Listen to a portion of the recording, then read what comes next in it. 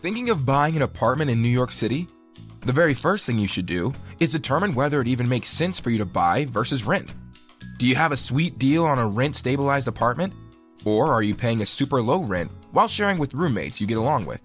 If so, there are some benefits to staying put as a renter and investing your savings in the stock market instead. Most of the time, however, buying is the right choice. That's because paying rent is wasteful and doesn't offer you any long-term benefits. Buying an apartment also allows you to borrow a large amount of money. You can't get financial leverage as easily if you're thinking of investing your down payment savings in the stock market or continuing to rent. Owning an apartment in New York City also gives you a sense of purpose and stability, while offering your portfolio some inflation protection and asset diversification.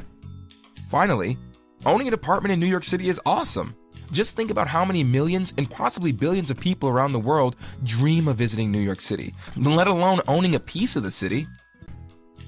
What's the next step once you've made the decision to buy? The next step is to figure out where you want to live and accurately calculate your budget. Speaking with the mortgage banker or broker to request a pre-approval letter is the best way to come up with an accurate estimate of what you can afford. Bear in mind that co-op apartments are less expensive than condos, but co-ops often have applicant financial requirements, which are stricter than lenders. Co-ops also have other rules, such as restrictions on subletting. Buyer closing costs in New York City are high, so it's also a good idea to learn about them so you can have an accurate estimate of how much cash you'd need to close. To estimate your buyer closing costs in New York City, visit Hauseit's free and interactive closing cost calculator at www.hauseit.com. As a buyer in New York City, it's always a good idea to work with an experienced buyer's agent. Buyer's agents earn commission from a split of the total commission paid by the seller, which means you don't pay anything to work with a buyer's broker.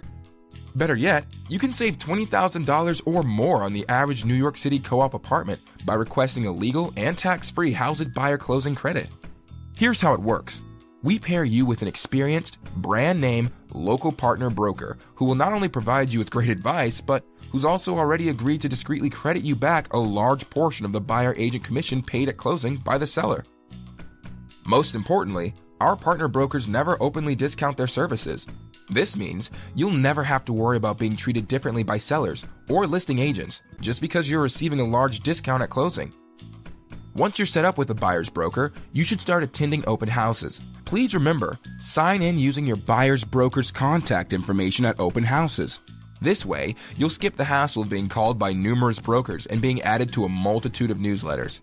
If a listing doesn't have an open house posted, or if you're not sure it's really available, please send a link of the property listing to your buyer's agent.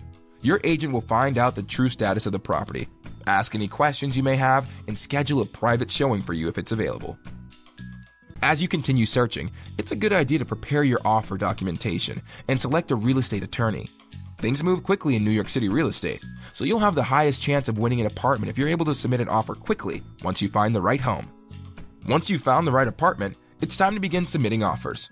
It's important to understand that offers are not binding in New York City until both parties have signed the contract.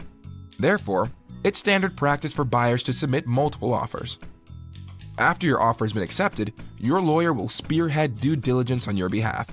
That means your lawyer will review and negotiate the contract on your behalf and thoroughly review building documents, such as the offering plan and the most recent 2 years of financials. Once your lawyer has satisfactorily reviewed and negotiated everything on your behalf, it's time to sign the contract and make a customary 10% contact deposit. Once you have a fully executed contract, it's time to submit your mortgage application and request an appraisal. Once the bank has fully underwritten your loan, they will give you a mortgage commitment letter. Once you have your loan commitment letter, you can finish your condo or co-op board application. It's a good idea to start on the building application as soon as you've signed the contract, as some items such as personal and professional reference letters can take a while to collect. As soon as your purchase application is submitted and reviewed, you'll be called for a co-op board interview. If you're buying a condo, there won't be an interview, and the building will simply process its waiver of right of first refusal to allow you to close on the apartment.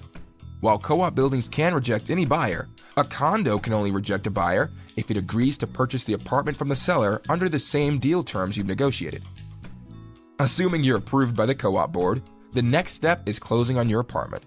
The lawyers will schedule the closing, and it typically takes place at the office of one of the attorneys or the building's managing agent. The apartment purchase process from contracts to closing in New York City usually takes 1 to 2 months for a condo and 2 to 3 months for a co-op. For more detailed insight into the apartment purchase process in New York City, subscribe to our channel and visit Hauseit's industry-leading blog at www.hauseit.com.